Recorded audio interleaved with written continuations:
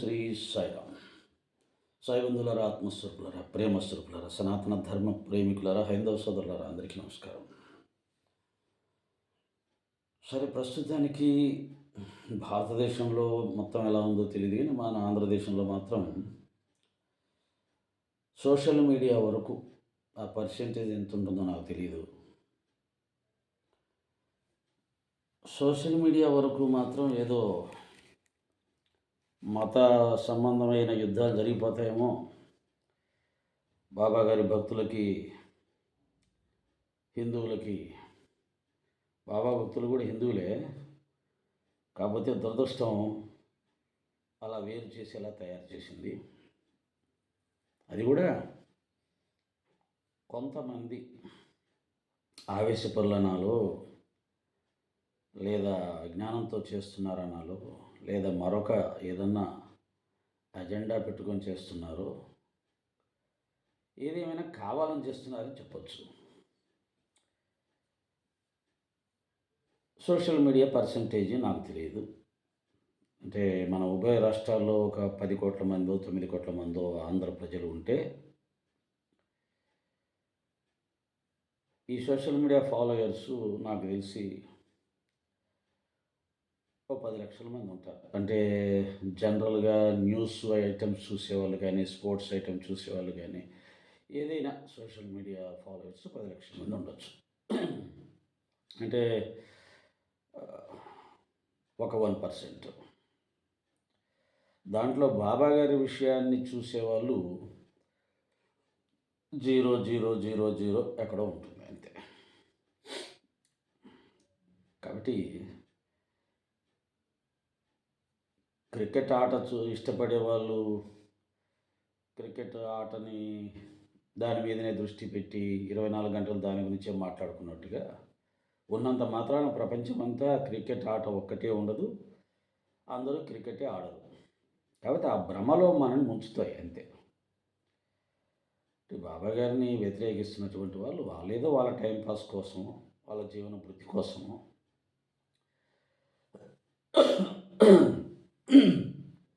లేకపోతే కొంతమంది హిందువుల్లో బాబా గారిని ముస్లింగా భావించుకొని వ్యతిరేకిస్తున్నటువంటి వారి చేత శబాష్ అనిపించుకోవడానికో చేస్తూ ఉంటారు వాళ్ళు. ఏది ఏమైనా బాబా గారి మార్గంలో ఉన్నాం కాబట్టి శత్రువును కూడా ప్రేమించాలి అని మన గురువుగారు మనకు చెప్పారు. కాబట్టి వారు కూడా చిన్నపిల్లలు కాబట్టి, ఆ వయసులో ఉన్నప్పుడు మనందరం అలాగే ఉన్నాం.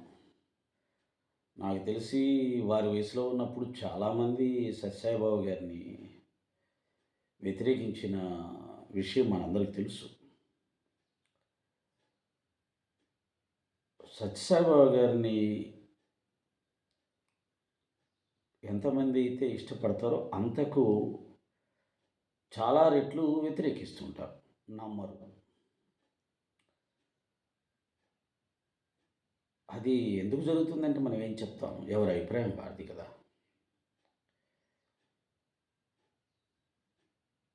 పైసా ముట్టుకోకుండా భక్తులకు సేవ చేసి, తన తపశ్శక్తిని ధారపోసి, వారి రోగాలని రూపుమాపి, వారి కోరికలు తీరుస్తూ, దీనుల, హీనుల, పాపుల, పతితుల దైవంగా కీర్తించబడి గుర్తించబడినటువంటి షిరిడీ సాయిబాబా వారినే తప్పుపెట్టి ఎగతాళి చేస్తూ వెటకారంగా, ధైర్యంగా సోషల్ మీడియాలో పోస్టింగ్లు పెడుతున్న వాళ్ళు ఉన్న ఈ సమాజంలో అష్టైశ్వర్యాలు సేకరించుకొని బంగారు రథాల మీద ఊరేగుతూ, నేను భగవంతుణ్ణి అని చెప్పుకున్నటువంటి సత్యసాయిబాబా గారిని విమర్శించడం చాలా సహజంగా జరిగిపోయింది. ఎందుకంటే సాధువులు, సన్యాసులు వైరాగ్యంతో ఉంటారు, డబ్బును బంగారాన్ని దూరంగా పెడతారు. వారు చాలా సాధారణమైన జీవితం జీవిస్తారు అనేది సనాతన ధర్మంలో అందరికీ తెలిసిన సత్యం. సత్యసాయిబాబా గారు కాస్త దానికి విరుద్ధంగా జీవించడం వల్లనే అలా విమర్శలకు గురి అయ్యారు. కానీ వారి స్థాయి ఏమిటి, వారు ఏమిటి అనేది అందరికీ తెలుసుకునే అవకాశం ఉండదు. ఇప్పుడు మీకు మళ్ళీనే మీరిప్పుడు షిరిడి సాయిబాబా గారి స్థాయి ఏమిటి, వారి గొప్పతనం ఏంటి, ఎందరో కోట్ల మంది గుర్తించారు. కానీ మీరు గుర్తించలేకపోతున్నారు కదా! అలాగా వారి విషయంలో కూడా అపార్థాలు చేసుకున్న వాళ్ళు చాలామంది ఉన్నారు. నేను కూడా వ్యతిరేకించేవాడిని సత్యసాయిబాబా గారిని. తర్వాత బాబా గారి అనుగ్రహం వల్ల నాకు తెలిసింది ఏమిటంటే, రాముడిని చూసిన కళ్ళతో కృష్ణుడిని చూస్తే అంతా వ్యతిరేకంగా కనిపిస్తుంది. కృష్ణుడు దేవుడు ఎలా అవుతాడు అని అనిపిస్తుంది. కానీ లోతుగా వెళ్ళి ఆలోచించినప్పుడే ఆ కృష్ణతత్వంలోని దైవత్వం ఏమిటో అర్థమవుతుంది అని నా మనసులో బాబాగారు ఒక చిన్న జ్ఞానాన్ని ప్రసాదించారు. ఆ తర్వాత నేను అనంతపూర్ ట్రాన్స్ఫర్ అయ్యి అక్కడ జాబ్ చేసేటప్పుడు సత్యసాయి గారిని చూడటానికి వెళ్ళడం జరిగింది. చూసిన మొదటి చూపులోనే ఆయన నన్ను ఆకర్షించటం, నేను దాదాపుగా కొన్ని నెలలు ఆయన పిచ్చిలో పడిపోయి ఉన్న 5-6 సంవత్సరాల్లో సుమారు 5-6 సార్లు 7 సార్లు వెళ్ళి వారి దర్శనం చేసుకున్నాను. నా దగ్గరికి వచ్చే వాళ్ళందరినీ పుట్టపర్తి పంపించి దర్శనం చేయించేవాడిని. ఆ తర్వాత నా గురువు నేను ప్రార్థించాను, నేను సత్యసాయి పిచ్చిలో పడుతున్నానయ్యా, నాకు నీ నామం నీ రూపం తప్ప మరొక రూపాన్ని నామాన్ని ప్రేమించడం నాకు వద్దు, తీసేయంటే తీసిపడేశాడు. కాబట్టి సత్యసాయి గారిని వ్యతిరేకించినంత మాత్రాన వాళ్ళు హిందువులు కాకుండా పోరు. అలాగే మోహన్ భగవత్ గారిని లేదా ఆర్ఎస్ఎస్ సిద్ధాంతాలని వ్యతిరేకించినంత మాత్రాన వారు హిందువులు కాకపోరు. హిందువుల్లో 100కి 90 మంది అనొచ్చేమో ఆర్ఎస్ఎస్ అంటే ఇష్టపడవచ్చు. ఎందుకంటే అది దేశం కోసం పనిచేసే సంస్థ, హిందూ సమాజం కోసం కష్టపడుతున్న సంస్థ అని ఇష్టపడవచ్చు. కానీ అది దాని సిద్ధాంతాలు కొన్ని నచ్చక ఆర్ఎస్ఎస్ అంటేనే భయపడతారు మన వాళ్ళు. ఒక ఊరు ఉందంటే ఆ ఊరిలో ఒక 10-20 వేల మంది జీవిస్తున్నారంటే ఆర్ఎస్ఎస్లోకి వెళ్ళే వాళ్ళు ఒక 20 మంది 30 మంది, ఎక్కువ అంటే 40 మంది. వాళ్ళలో కూడా గట్టిగా వెళ్ళేవాళ్ళు 20 మంది ఉంటారు. ఇదంతా ప్రాక్టికల్. తెలంగాణ లాంటి ఏరియాలో లేదా ముస్లింలు ఎక్కువగా ఉన్న ఏరియాలో ముస్లింల యొక్క వారి వలన ఇబ్బంది పడుతున్న హిందూ సమాజం ఉన్న ఏరియాలో మాత్రమే ఆర్ఎస్ఎస్ బలంగా ఉంది. హిందువులు కూడా ఎక్కువ దాన్ని ఇష్టపడేవాళ్ళు, దాన్ని ఫాలో అయ్యేవాళ్ళు. మన ఉభయ తెలుగు రాష్ట్రాల్లో ఆర్ఎస్ఎస్ అంటే ఎవరు కూడా ముందుకు రారు. ఆర్ఎస్ఎస్ గొప్ప దేశభక్తి సంస్థ అనే భావన ఉంది, ఎవరు ఏమన్నా కాదన్నా. కానీ దాని సిద్ధాంతాలు, అది ఆచరించే విధి విధానాలు సమాజంలో కొంత భయానక వాతావరణాన్ని సృష్టిస్తాయేమో, ఆర్ఎస్ఎస్ కార్యకర్త అంటే హిందూ మతోన్మాది అనుకుంటారేమో అనే ఒక సంశయం వల్ల ఆ సంస్థకు దగ్గర అవ్వడానికి ఏ హిందువు ధైర్యం చేయడు. కాబట్టి అంత మాత్రం చేత వాళ్ళందరూ హిందువులు కాదు అనుకోవడానికి వీల్లేదు. కనుక రమణమూర్తి గారు కూడా ఆర్ఎస్ఎస్ అంటే అదొక మతోన్మాద సంస్థ అనే భావంతో వారు ఉన్నారు. కాబట్టి దాని విషయంలో వారు కాస్త వ్యతిరేకంగానే మాట్లాడుతూ ఉంటారు. అంత మాత్రం చేత వారు హిందువు కాకుండా పోరని నా ఉద్దేశం. రమణమూర్తి గారు విగ్రహారాధన కూడా విపరీతంగా ఎగతాళి చేసినటువంటి సందర్భాలు నేను కూడా వీడియోలు చూశాను, బాధపడ్డాను. ఎందుకంటే ఆయన కొద్దిగా విశాలమైనటువంటి దృష్టితోనే తత్వాన్ని విచారణ చేస్తారు, అవగాహన చేసుకుంటారు. ఎవరి భావాలు వారివి, ఎవరి ఆరాధన పద్ధతులు వారివి అనే దాన్ని కూడా అర్థం చేసుకుంటాడు. అటువంటిది హిందువుల యొక్క విగ్రహారాధనని చాలా చులకనగా మాట్లాడడం, అది దేనివల్ల వస్తుందంటే ఉన్నతమైనటువంటి జ్ఞానస్థితి కలిగినప్పుడు ఆ స్థితి నుంచి చూస్తే విగ్రహారాధన ఏమిటి అని అన్నవాళ్ళు చాలామంది ఉన్నారు. హిందూ శాస్త్రాలలోనే నేను చూశాను, అన్నిటికంటే అధమమైనటువంటి ఆరాధన ఏంటంటే విగ్రహారాధన అని చెప్పి హిందూ శాస్త్రాల్లోనే హిందూ సంబంధించిన సాధు సత్పురుషులే చెప్పడం జరిగింది. అది ఎక్కడ ఏ శాస్త్రం అనేది నాకు అంత గుర్తుండదు. ఓకే. అలాగే అయితే ఒకటి చెప్తా, జ్ఞానేశ్వరి భగవద్గీతలో స్వయంగా కృష్ణ పరమాత్మ నన్ను అజ్ఞానులు, మూర్ఖులు నానా రూపాలలో భావించి పూజిస్తుంటారు. అంటే ఆకారము లేనటువంటి అనంతమైన చైతన్య స్వరూపుణ్ణి, జ్యోతి స్వరూపుణ్ణి అయినటువంటి నన్ను అజ్ఞానులు, మూర్ఖులు అనేక రూపాల్లో భావించుకుని పూజిస్తుంటారు అనే పదం వాడడం కూడా నేను చదవడం జరిగింది. కనుక అనంతమైనటువంటి అఖండ కోటి బ్రహ్మాండాలలో వ్యాపించున్నటువంటి మహా చైతన్యాన్ని ఒక చిన్న విగ్రహంలో ఇదే దేవుడని భావించుకునేదాన్ని కబీర్ దాస్ లాంటి మహాత్ములు కావచ్చు, ఇంకా వేమన లాంటి మహాత్ములు కావచ్చు, ఇంకా ఇదో స్వయంగా శ్రీకృష్ణ పరమాత్మ కూడా దాన్ని ఖండించడం జరిగింది. దాన్ని దాటి ఇంకా ఉన్నతమైన భావనలోకి ప్రవేశించాలి, నిజమైన పరమాత్మ తత్వాన్ని తెలుసుకోవాలి అని చెప్పి దాన్ని దర్శించిన మహాపురుషులు, ఉపనిషత్ ద్రష్టలు చెప్పడం జరిగింది. కాబట్టి ఆ దృష్టితో రమణమూర్తి గారు మాట్లాడుతుంటారు. మనం అన్నీ అర్థం చేసుకోవాలి. ఇప్పుడు నువ్వు బాబా గారిని ఇష్టం వచ్చినట్టుగా నోటికి వచ్చినట్టుగా మాట్లాడుతున్నావు, అన్నీ వెటకరాలే, నీకు సంశయాలు అంటావు. సంశయం ఉన్నవాడు నిర్ణయం చేసి మాట్లాడకూడదు. నాకు ఈ డౌట్ ఉందండి, ఈ ఈ సన్నివేశాల్లో బాబాగారు నాకు ముస్లిం అని అనిపిస్తుంది, మీరేమో ఆయన హిందూ అంటున్నారు, లేదా హిందూ దేవత అంటున్నారు, అది ఎలా అయిందో ఒకసారి రండి కూర్చుందామంటే ఎవరైనా వస్తారు. నువ్వు నిర్ణయం చేసేసావు. బాబాగారు ఆఫ్ఘనిస్తాన్ నుంచి వచ్చిన ముస్లిము, ఆయన పేరు ఫలానా, ఆయన ఝాన్సీ లక్ష్మీబాయిని పట్టించడానికి బ్రిటిష్ సైన్యంలో పనిచేశాడు అని డిక్లేర్ చేసేసావు. డిక్లేర్ చేసేసి అలా ఉంది, ఇలా అనుకుంటున్నారు, ఇలా అనుకుంటున్నారు, మరి దాంట్లో ఏమైనా నిజాలు ఎంతవరకు రండి అంటే ఎవరైనా వస్తారు. కానీ డిక్లేర్ చేయడమే కాకుండా వెటకారంగా, ఎంత వెటకారం అంటే సోదరా, నేను ఏమనాలో తెలియదు కానీ మంచిగానే సంబోధిస్తాను. ఎందుకంటే చెప్పే కదా, ఎక్కడో మొదట నీ మీద నాకు సాఫ్ట్ కార్నర్, నీ ముఖంలో ఒక అమాయకత్వం, ఒక మూర్ఖత్వం. కాబట్టి నిన్ను ఎలా సంబోధించాలో అర్థం కాదు, ప్రేమించాలా ద్వేషించాలో అర్థం కాదు. కాకపోతే నా గురువుగారు నేర్పించిన ప్రేమతత్వాన్ని అనుసరించి నేను ప్రేమిస్తూ ఉంటాను. అట్లా వెటకారంలో నువ్వు ముఖ్యంగా రోహిల్లా కథ చదివినప్పుడు భయంకరమైనటువంటి వెటకారం, జుగప్సాకరమైన వెటకారం, అసహ్యకరమైన వెటకారం, ఒక సిద్ధ పురుషుణ్ణి చాలా నీచమైన అర్థం వచ్చేలా మాట్లాడావు. దాన్ని రాక్షసానందం అంటారు, పైశాచిక ఆనందం అంటారు. నువ్వు మళ్ళీ ఈ పదాలు నేను వాడినందుకు నువ్వు మళ్ళీ కొత్త వీడియో చేసి నన్ను గడ్డం తాతగారో ఇంకోటో అంటే అనొచ్చు, నీకు ఆ స్వేచ్ఛ ఉంది. ఎందుకంటే సోషల్ మీడియాలో నువ్వేమైనా మాట్లాడచ్చు, నేనేమైనా మాట్లాడచ్చు. కానీ నేను మాట్లాడడానికి కారణం నువ్వు. నేను ఆరాధించే నా గురువుని కోటాను కోట్ల మంది నీ యొక్క హైందవ సోదరులు ఆరాధించే ఒక గురువుని అలా చేయడం, వెటకారం చేయడం, హేయమైనటువంటి భావనలు వచ్చేలా మాట్లాడడం తప్పు. అది ఎంతోమంది హృదయాలు గాయపరుస్తుంది అని ఆలోచించకుండా నీ ఇష్టారాజ్యంగా, ఒక రకంగా చెప్పాలంటే మళ్ళీ చెప్తున్నాను, దుర్యోధనునికి ఎంత అహంకారం ఉందో అంత అహంకారంతో బిహేవ్ చేసావు అప్పుడు. ఇప్పుడు ఏదో కొద్దిగా ఏమన్నా మారుతావేమో అని నేను చూస్తూనే ఉంటాను.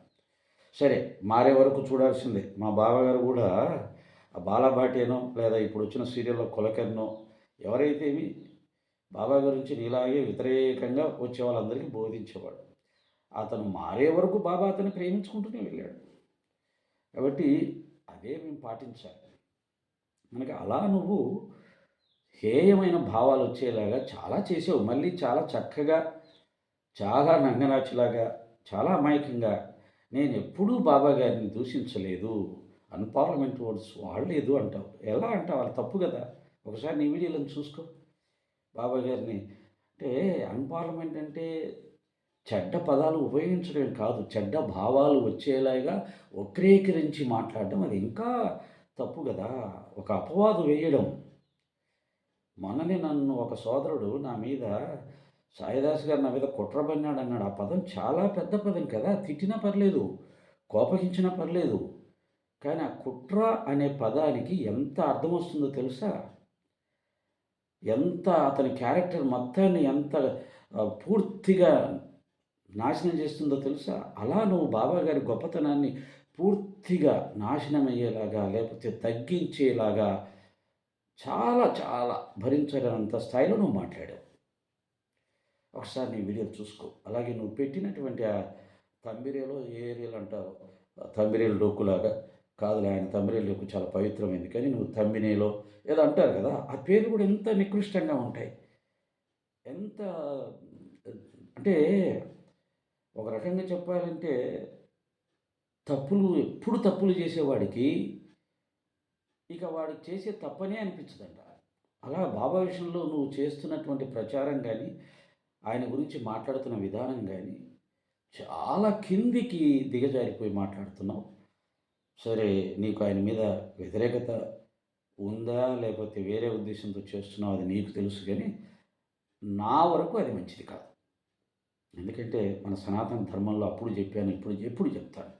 కర్మ సిద్ధాంతాన్ని నమ్మేవాళ్ళం మనం. కానీ ఎప్పుడూ కూడా మనకు తెలియకుండా, నీకు తెలియదంటున్నావు, నాకు చెప్పండి అంటున్నావు. కానీ తెలియనప్పుడు తెలియనట్టుగా ఉండాలి కదా! అంటే సంశయంగా ఉండాలి కదా నువ్వు. కానీ బాబాగారి మీద విషం కక్కేస్తున్నావు కదా! తెలియనప్పుడు ఎలా విషం కక్కుతావు? తెలియనప్పుడు ఎలా ద్వేషం కక్కుతావు? తెలుసుకునే వరకు ఆగాలి కదా! తెలుసుకునే వరకు నిర్ణయం చేయకూడదు కదా! తెలుసుకునే వరకు ద్వేషించకూడదు కదా! కోర్టులో కేసు నడుస్తుంది ఒక వ్యక్తి మీద. జడ్జి గారు చెప్పే వరకు అతన్ని నేరస్తుడిగా మనం భావించకూడదని శాస్త్రాలు చెప్తాయి, చట్టం చెప్తుంది. నీకు బాబా గారి గురించి తెలీదు. ఆయన హిందువా, ముస్లిమా, ఆయన హిందూ మతానికి ఏం చేశాడు, నీకేదో డౌట్స్ ఉన్నాయి. అప్పుడు నువ్వు అతన్ని ఎలా నిర్ణయం చేస్తావు, ఎలా ద్వేషిస్తావు, ఎలా వెటకారంగా మాట్లాడతావు? ఇవన్నీ నువ్వు చేస్తున్న పెద్ద తప్పులు. అందుకనే సాయి భక్తులు రియాక్ట్ అవుతున్నారు. కనుక ఇక రమణమూర్తి గారి దగ్గరికి ఎందుకు వెళ్ళారు? రమణమూర్తి గారి గతం మాకు తెలియదు. సాయి భక్తిలో మునిగి తేలుతుంటారు తప్ప, నీ గతం ఏంటి, రమణమూర్తి గారి గతం ఏంటి అని తొవ్వి తీసి స్నేహం చేసే అలవాటు మాకు లేదు. మాకున్న అలవాటు, ఒక మనిషి మంచిగా మాట్లాడితే ఆ మనిషి మంచివాడు అని అతనితో స్నేహం చేస్తాం. రమణమూర్తి గారు మాట్లాడుతున్న విధానం, వారిలో ఉన్నటువంటి ప్రస్తుత జ్ఞానం, వారికి ఉన్న అవగాహన, హిందూ మతం మీద ఉన్నటువంటి ఉపనిషత్తు జ్ఞానం. హిందూ మతంలో కేవలం నువ్వు చెప్పినటువంటి ఈ యొక్క విగ్రహారాధన, దేవతారాధన, నామరూపారాధన ఇవి ఒక్కటే హిందూ మతం కాదు. హిందూ మతం చాలా విశాలమైంది. మహాసముద్రం అంత విశాలమైంది కదా! దాంట్లో వేద జ్ఞానం ఉన్న వాళ్ళు ఉంటారు, ఉపనిషత్తు జ్ఞానం వాళ్ళు ఉంటారు, నిరాకార ఆరాధన ఉంటారు, సాకార ఆరాధన ఉన్న వాళ్ళు ఉంటారు. సాకార ఆరాధనలో కూడా శివుడే దేవుడు అనేవాళ్ళు ఉంటారు, విష్ణువే దేవుడు అనేవాళ్ళు ఉంటారు. ఇప్పుడు ఆ సమస్య కూడా వచ్చింది కదా! నువ్వు పెట్టినటువంటి ఈ సమస్య అటు మళ్ళీంది. నేను ముందే చెప్పాను, మన సమాజంలో వైష్ణవులు, శైవులు కూడా ద్వేషభావంతో ఉన్నవాళ్ళు ఒకప్పుడు ఉండేవారు.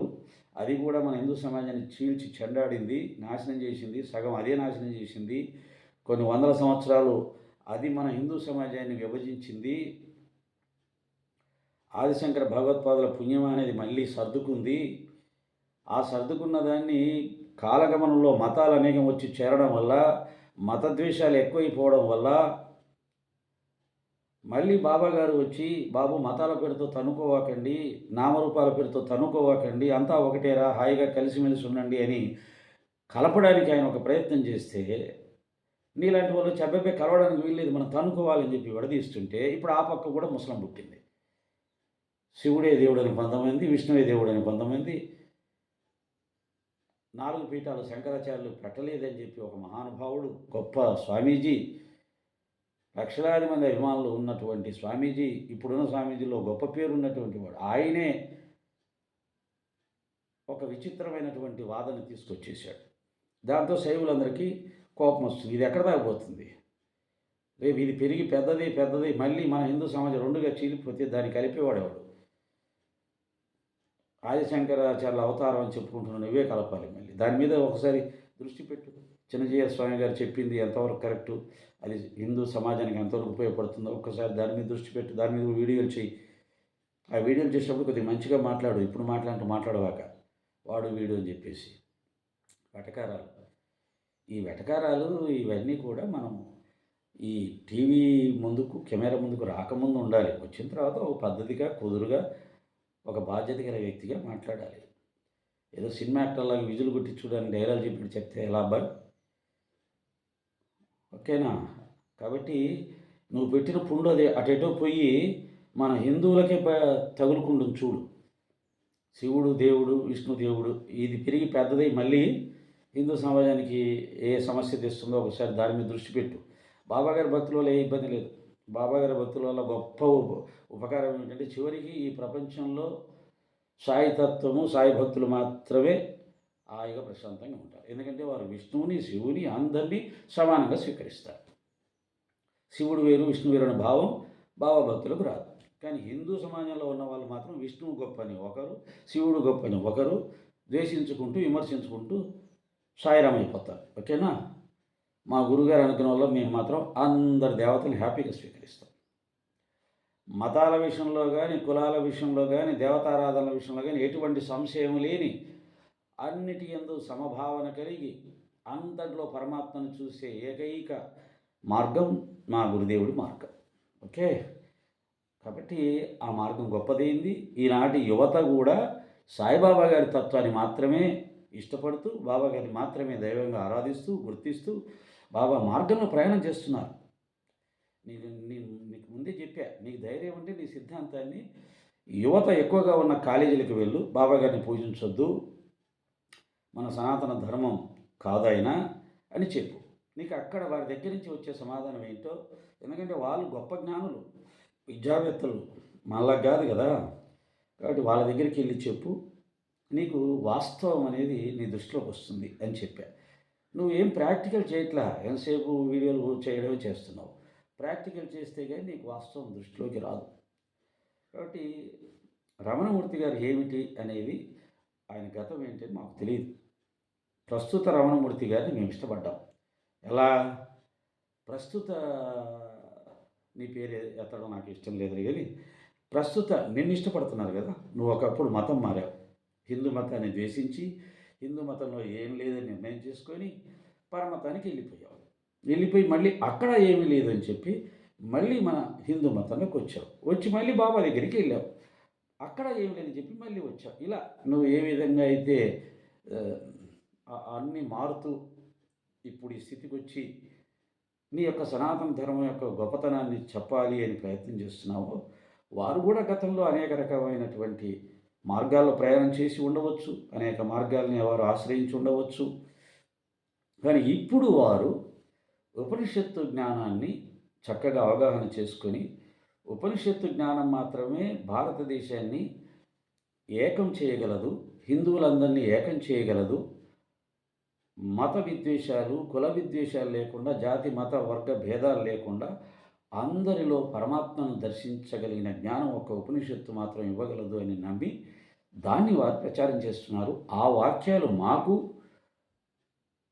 చెవుల పడి, ఆ జ్ఞానం మాకు కూడా ఉంది కాబట్టి, ఎందుకంటే మేము కూడా హిందువులమే కాబట్టి, మేము ఉపనిషత్తు వేద జ్ఞానాన్ని తెలుసుకున్నాం కాబట్టి, దాన్నే సాయినాథుల వారు మాకు నేర్పించారు కాబట్టి కలుసుకోవడం జరిగింది.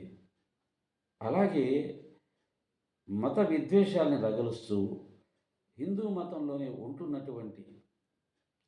ఉంటూ గురువులను ఆశ్రయించి గురు మార్గంలో సాధనలు చేస్తూ వెళ్తున్నటువంటి హిందువులను ద్వేషిస్తూ గురు సంప్రదాయాన్ని లేకుండా చేయాలి అని కుట్రలు పన్నుతున్నటువంటి కొంతమందిని, అలాగే మతాల పేరుతో సమాజంలో విద్వేషాన్ని రెచ్చగొడుతున్నటువంటి కొంతమందిని వారు వ్యతిరేకిస్తూ సర్వమత సామరస్యత కోసం, సర్వమానవ సద్భ్రాతృత్వం కోసం మాత్రమే, మతం లేదు ఇక్కడ, హిందూ మతం లేదు, ముస్లిం మతం లేదు, క్రిస్టియన్ మతం, ఏ మతం లేదు. మనిషిని మనిషిగా చూడాలి, మనిషిని మనిషిగా ప్రేమించాలి. మనిషి చెడ్డవాడితే ద్వేషించు, కానీ మతం పేరుతో మనిషిని ద్వేషించడం కరెక్ట్ కాదని ఒక గొప్ప జ్ఞానంతో వారు పనిచేస్తూ ఉండగా వారు మాకు కనిపించారు. వారి మాటలోని, వారి వాక్కులోని ఆ సత్యం, నిజాన్ని నిర్భయంగా చెప్పే ఆ లక్షణం మాకు నచ్చింది కాబట్టి కలిసాం. ఓకే, ఇది క్లారిటీ. సాయి భక్తులు రమణమూర్తి గారి దగ్గరికి ఎందుకు వెళ్ళారు అని నీకు ఇంతకుముందే చెప్పాను. ఆర్ఎస్ఎస్ సంస్థ దేశం కోసం పనిచేసే సంస్థగా భావిస్తూనే ఆ మత సిద్ధాంతాలు కొద్దిగా తీవ్రంగా ఉండడం వల్ల హిందువుల్లో చాలామంది ఆ మతానికి దూరంగానే ఉంటారు, ఆర్ఎస్ఎస్ సంస్థకు దూరంగానే ఉంటారు. ఆర్ఎస్ఎస్ సంస్థ లక్షణాలను కూడా వ్యతిరేకించే వాళ్ళు హిందువులుగా ఎంతోమంది ఉన్నారు. ఆ వ్యతిరేకిస్తున్న వాళ్ళందరూ కూడా హిందువులే. మేధావులు ఉన్నారు, ఎంతోమంది. కాబట్టి అది కూడా కరెక్ట్ కాదు. కాబట్టి మీరు రమణమూర్తి గారి దగ్గరికి ఎందుకు వెళ్ళారు? సాయి భక్తులు చూసారా? హిందూ మతాన్ని ద్వేషించే, ఆర్ఎస్ఎస్ను ద్వేషించి రమణమూర్తి గారి దగ్గరికి వెళ్ళారు వీళ్ళు. వీళ్ళు కూడా సాయి భక్తులు ఇలా వెళ్ళి అలా వెళ్ళి అటంతా చుట్టూ తిరిగి తిరిగి వాళ్ళు మళ్ళీ ముస్లిం మతంలోకి వెళ్ళిపోతారు అని రెచ్చగొడుతున్నావే, తప్పుడు స్టేట్మెంట్ ఇస్తున్నావే. రమణమూర్తి గారు ముస్లిం మతంలోకి వెళ్ళమని చెప్పే సిద్ధాంతం కాదైంది. ముస్లింలైనా, హిందువులైనా, క్రిస్టియన్ అయినా మనుషులే. వారి అందరినీ ప్రేమించాలి. మతం పేరుతో ఏ ఒక్క వ్యక్తిని ద్వేషించకూడదు అనేది వారి సిద్ధాంతం. మహాత్మా గాంధీ గారి సిద్ధాంతం. మన రూపాయి నోటు మీద ఏ మహాత్ముని ముద్రించుకొని ఈ దేశం నడుస్తుందో, అంత గొప్ప స్థాయిని ఏ మహాత్ముడికి ఇచ్చిందో, జాతిపిత అని ఏ మహాత్ముడికి ఇచ్చిందో, ఆ మహాత్ముడు చెప్పిన బోధనను అనుసరించి వెళ్ళే ఒక హిందూ సమాజం కూడా ఉంది. వారి తత్వంలో, వారి మార్గంలో వెళ్ళేవాళ్ళు, వాళ్ళు కానీ మేము కానీ. మీరు ఈ దేశంలోనే నివసిస్తున్నటువంటి ముస్లింలను అందరినీ ద్వేషించాలి, క్రిస్టియన్స్ని అందరినీ ద్వేషించాలి.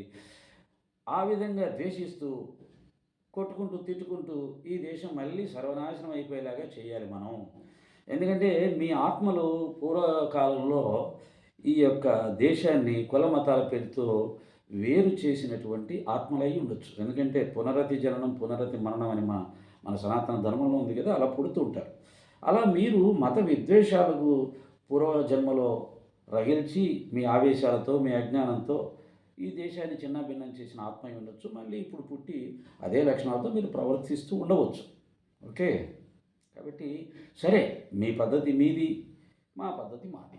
బట్ ఏమంటున్నాము, ప్రతి ఒక్కరికి అభిప్రాయాలు ఉంటాయి కదా. నీ అభిప్రాయం నువ్వు మార్చుకోవు, నా అభిప్రాయం మేము మార్చుకోము. మేము ఈ దేశం సుభిక్షంగా ఉండాలి, సమైక్యంగా ఉండాలి. ఈ దేశంలో కోట్ల మంది వేరే మతస్థులు ఉన్నారు. వారు కూడా ఈ దేశానికి సంబంధించిన వాళ్ళే. మనకు హిందువులకు ఉండే హక్కులే వారికి కూడా సమానంగా ఉండాలి అనే భావం మాది. లేదు ఇది హిందూ రాజ్యం అయిపోవాలి, హిందువులకి హక్కులు ఎక్కువ ఉండాలి, వాళ్ళని అణగదొక్కాలి అని మీరు కనుక ఆ విధంగా అనుకుంటే అది కరెక్ట్ కాదని చెప్పడం వరకే మా పని. మీరు చెప్పేది మీరు ఎలా చెప్తుంటారో మేము చెప్పేది మేము అలా చెప్తాం. కానీ ఇందులో పరస్పరంగా ద్వేషాలు, ఆక్రోశాలు, దూషించుకోవడాలు ఇవన్నీ ఎందుకు?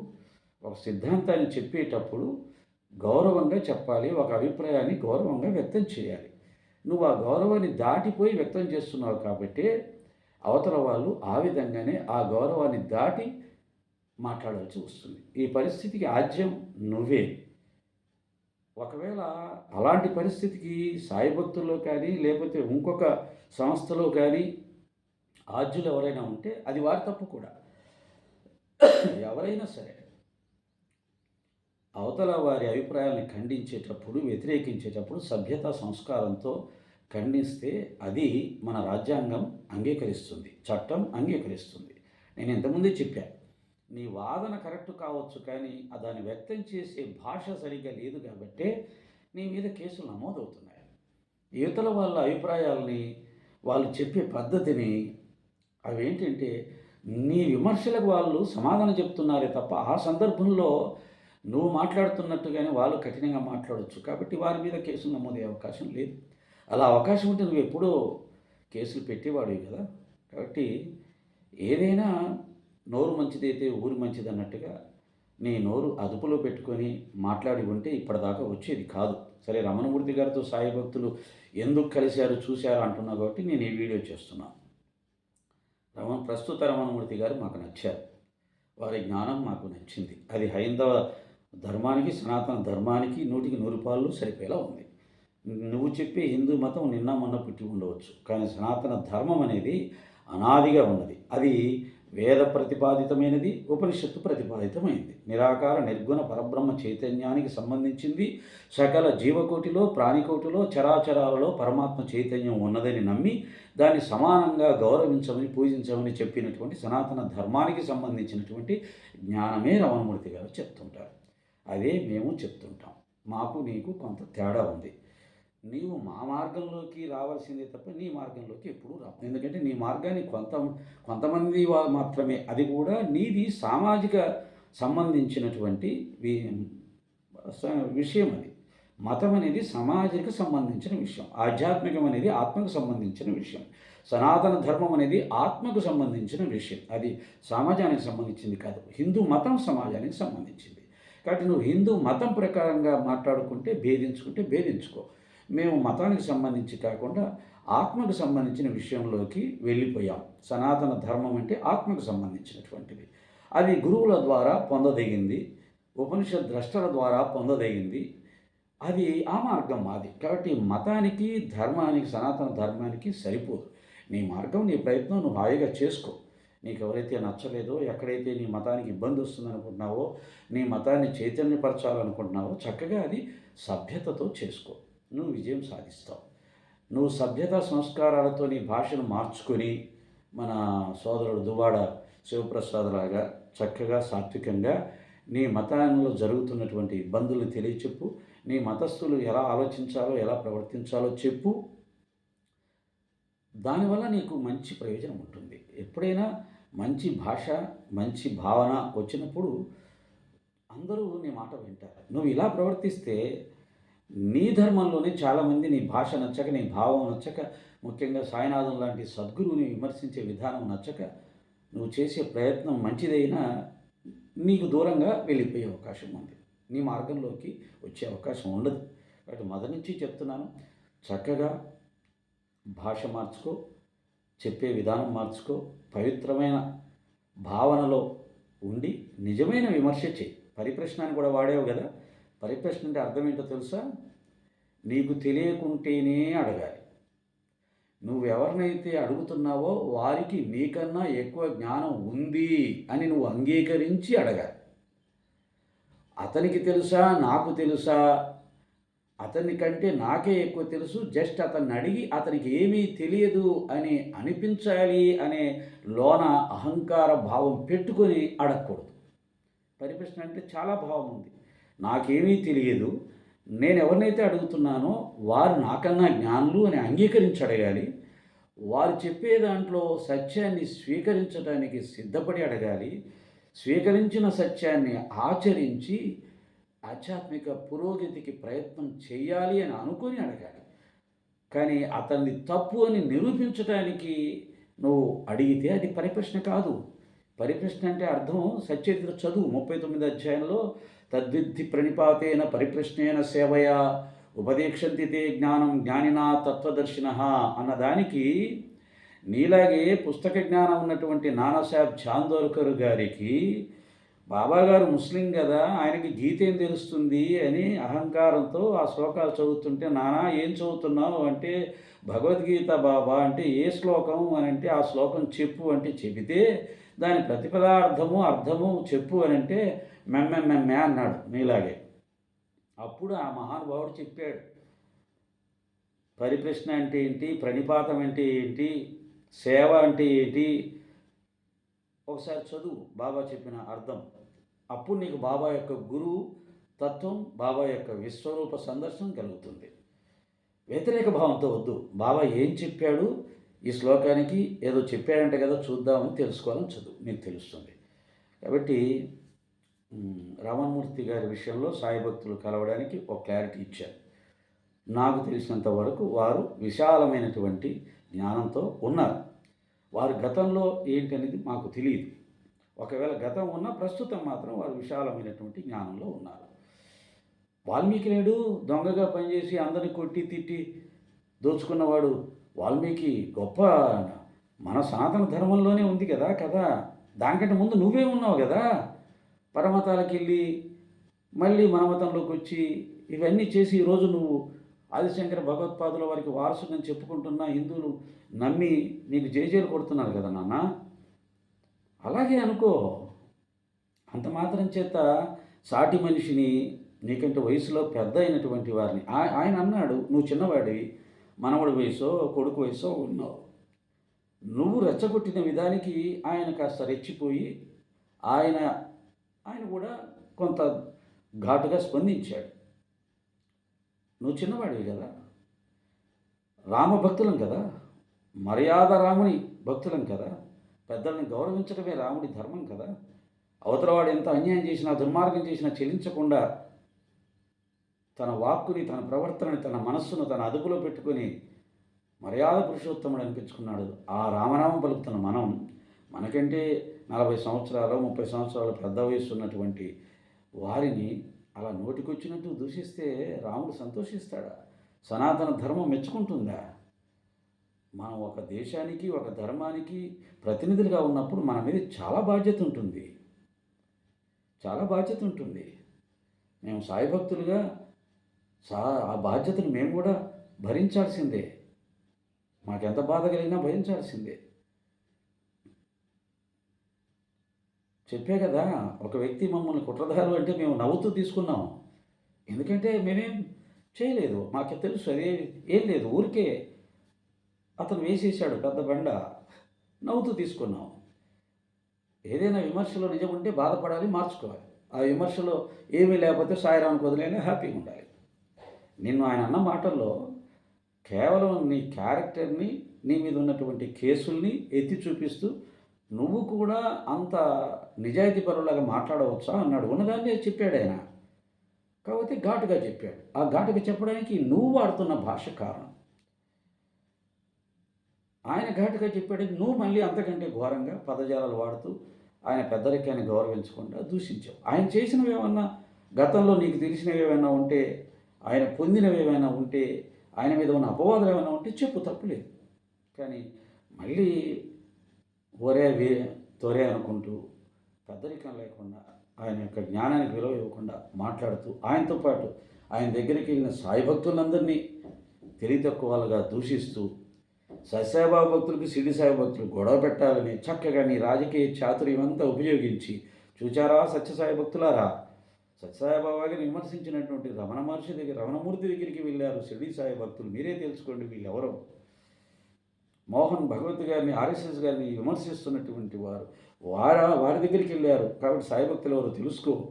అంతటి మోహన్ భగవత్ గారు స్పష్టంగా సాయిబాబా గారు హిందువు, సనాతని, వేద జ్ఞానాన్ని ప్రజలకు అందించాడని చెప్పిన తర్వాత ఆయనని గౌరవించి నువ్వే ఆయన అభిప్రాయాన్ని ఖండిస్తూ, ఆయన అభిప్రాయానికి వ్యతిరేకంగా నువ్వు వీడియోలు చేస్తూ వెళ్తున్నప్పుడు నీకే ఆయన మీద గౌరవం లేకపోతే, నీకే ఆర్ఎస్ఎస్ మీద గౌరవం లేకపోతే, ఆర్ఎస్ఎస్ను ప్రేమిస్తూ మోహన్ భగవత్ గారిని గౌరవిస్తూ ఆయన చెప్పిన దానికి నోరు మూసుకొని పడి ఉండకుండా ఆయన దానికి వ్యతిరేకంగా మళ్ళీ వీడియోలు చేస్తాను బాబా మీద అని చెప్పి పోతూ ఉంటే వేరే వాళ్ళు ఎలా గౌరవిస్తారా? పిచ్చివాడా, నీ తండ్రిని నువ్వు గౌరవించకపోతే వేరే వాళ్ళు గౌరవిస్తారా? మా తల్లి తండ్రి అయిన సాయిబాబా గారిని మేము గౌరవిస్తున్నాం కాబట్టి ఆయన దూషిస్తున్న వారితో మేము పోరాడుతున్నాం. మోహన్ భగవత్ గారి మాట మీద, ఆర్ఎస్ఎస్ మీద నీకు గౌరవం ఉంటే నువ్వు నోరు మూసుకొని కూర్చోవాలి. వెంటనే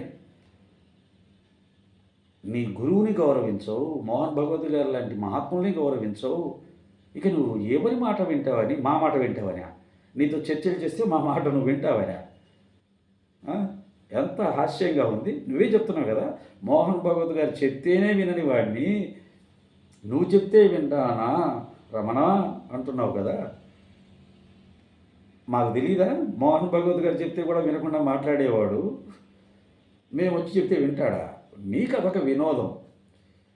ఏదో మమ్మల్ని ఓడగొట్టేసేసి చూసారా వీళ్ళు ఓడగొట్టామని అనిపించుకోవాలని నీ ఆతృత.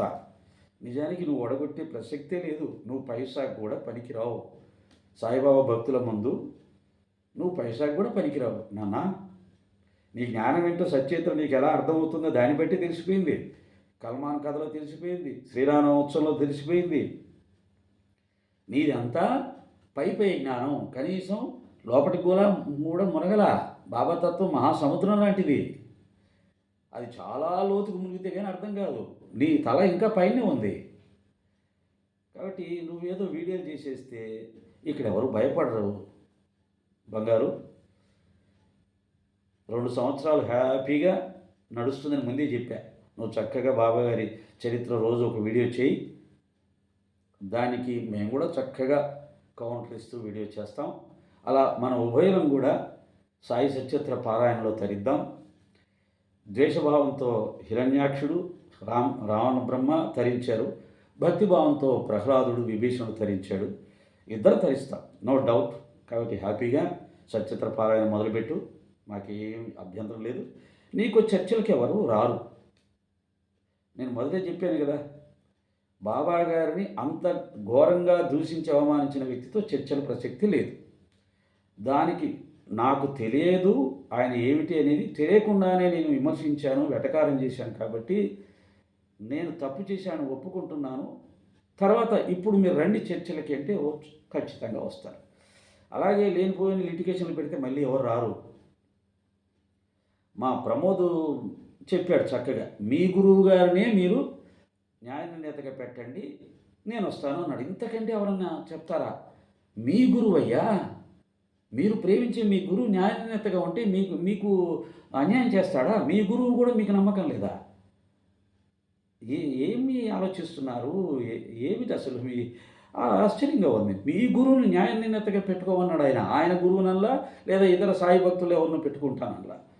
దానికి కూడా మీరు సిద్ధపడకుండా దానికి మీ గురువుగారు వచ్చినా ఖచ్చితంగా ఆయన గురువుగారు కాబట్టి న్యాయం చెప్తాడు. మీకు తెలుసు ఆ సంగతి. ఎందుకంటే ఆయన స్వయంగా బాబా గారిని పూజిస్తున్నాడు కదా. కాబట్టి అసాధ్యమైన దాన్ని ఇంకొకటి ఏదో పెట్టాలి. ఏమిటి అసాధ్యం? షిరిడి సంస్థ ట్రస్ట్ చైర్మన్ గారు తెచ్చిపెట్టు అంట. ఎందుకయ్యా?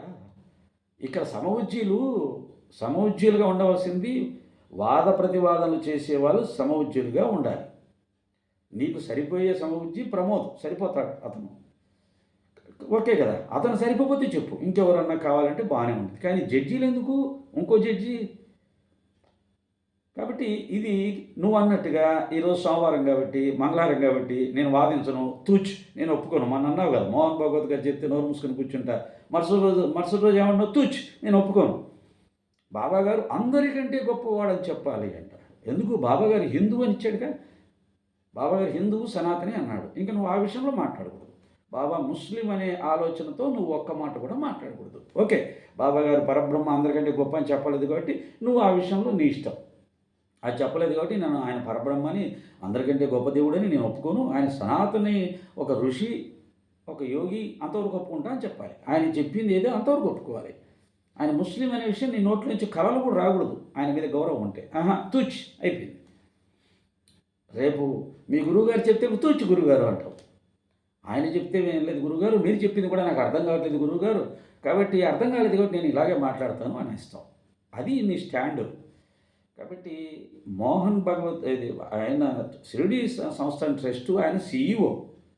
ఓకే, ఆయన ఒక ఆఫీసర్కి ఆధ్యాత్మిక జ్ఞానం ఏముంటుంది అబ్బాయి? ఆఫీసర్తో ఏం పని నీకు? కాబట్టి మీ గురువు గారిని న్యాయ నిర్ణేతగా పెట్టమని చెప్పడంలో ఆ అబ్బాయిలో అద్భుతమైనటువంటి నిబద్ధత ఉంది. అతన్ని నమ్మిన సిద్ధాంతం మీద అతనికి విశ్వాసం ఉంది. నీ గురువుని, అలాగే నీ గురువుని తీసిపెట్టు, నేను నా సాయిబాబా తత్వంలో ఇంకొకరిని పండిన వాళ్ళని తెచ్చి పెడతాను అని ఆయన అనలా. అతని విశ్వాసం అంత గొప్పది. అంటే మీ ఇద్దరికి పర్సనల్గా ఏమన్నా నాకు తెలియదు, కానీ అది కరెక్ట్ కాదు. ఈ యొక్క నిజంగా మీరు ఈ సమస్యకు పరిష్కారం కొడితే ప్రమోద్ గారు పెట్టినటువంటి కండిషన్ అద్భుతమైన కండిషను. మీ గురువు గారిని ఆయన ఉన్నతగా ఉండాలి అని అన్నాడు. ఆహా, ఎంత గొప్ప ధైర్యం అబ్బాయిది. మీకు ఆ ధైర్యం లేదు. మీరు పిరికి వాళ్ళు అయిపోయి ఇద్దరు కూడా కూర్చొని పక్కపక్కన ఇది జరగకుండా ఉండాలంటే మనం ఏం చేయాలి? షిరిడి సంస్థ ట్రస్ట్ చైర్మన్ రావాలి. ఆయనను కలవాలంటే నువ్వు గేటు దగ్గర ఉన్నటువంటి గుర్కా పర్మిషన్ తీసుకొని లోపలికి వెళ్ళాలి. ఆయన కలవాలంటే, ఆయన చూడాలంటే ఆయనకు 100 అడుగుల దూరం వరకు నిన్ను పోనీయరు. ఆ స్థాయి అయింది. కాబట్టి జరిగిన దాన్ని పెట్టి చర్చ జరగకుండా చేయడం అనేది నువ్వే చేస్తున్నావని కూడా అర్థమైపోతుంది. కాబట్టి ఇలాంటి పిరికితనం వల్ల, ఇటువంటి సత్యదూరమైనటువంటి జ్ఞానం వల్ల ఎక్కువ కాలం మీరు నిలబడలేదు. ముఖ్యంగా బాబా గారి విషయంలో నేను మీకు ఇచ్చే సలహా, ఏ ఉద్దేశంతో అయినా ఆ మహాత్ముని, పరమాత్మ స్వరూపుణ్ణి, సద్గురువుని నీచంగా సంబోధించడం మానుకో. చెప్పేటప్పుడు కంటెంట్తో చెప్పు. ఒక సనాతన ధర్మ ప్రతినిధిగా చెప్పు. నువ్వు అలా కాకుండా సచ్చరిత్రలో వెటకారాలు ఉపయోగించుకుంటూ నీచ భావాలు వచ్చేలా చెబితే ఆ కర్మఫలం నీకు ఇబ్బంది కలిగిస్తుంది. నీ మేలు కోరేవాడిగా చెప్తున్నా. ఆ పద్ధతి వచ్చేది, దానివల్ల నీకు వచ్చేది ఏముంది? వద్దు. మహాత్ముల గురించి చెప్పేటప్పుడు వెటకారాలు వద్దు. నీకు మహాత్ముడని అనిపించకపోయినా కోట్ల మంది మహాత్ముడిగా భావిస్తున్నారు. మన రాముడి గురించి ముస్లిమ్స్, క్రిస్టియన్స్ మన కృష్ణుడి గురించి ముస్లిమ్స్ క్రిస్టియన్స్ వెటకారంగా చెప్తుంటే మన కోపం రాలా? వాళ్ళు నమ్మరు కాబట్టి వెటకారం చేస్తారు. మన కోపం రాలా? అదే అంతే ఆలోచించుకో. అలాగే సాయి భక్తులకు కూడా నువ్వు బాబా గారిని వెటకారంగా మాట్లాడితే కోపం వస్తుంది. కరెక్ట్ కాదు కదా!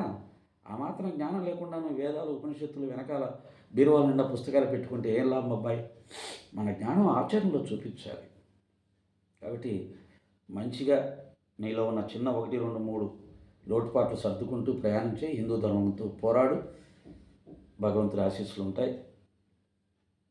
నా ఆశీస్సులు కూడా ఉంటాయి. ఓకే, చల్లగా వర్ధిల్లు. సాయిరాం. ఇది రమణమూర్తి గారితో సాయి భక్తులు కలవడానికి ఉన్న కారణాన్ని సాయి భక్తులకి అందరికీ నీకు కూడా తెలిసేలా చెప్తున్నాను. ఎందుకంటే సాయి భక్తులుగా మేము ఆయన ప్రేమించాం, అభిమానించాం. దానికి కారణం చెప్పాల్సిన బాధ్యతగా చెప్తున్నాను. మొత్తం ఈ వీడియోలో నేను ఏదైనా బాధ పెట్టేలా సంబోధించి ఉంటే సాధారణంగా అలా చెయ్యను. అలా గనక ఉండి ఉంటే సారీ. ఓకేనా? సారీ చెప్పడం అనేది జ్ఞానంలో చాలా గొప్ప విషయం. చెప్పుకుందాం. ఓకే, సాయిరాం.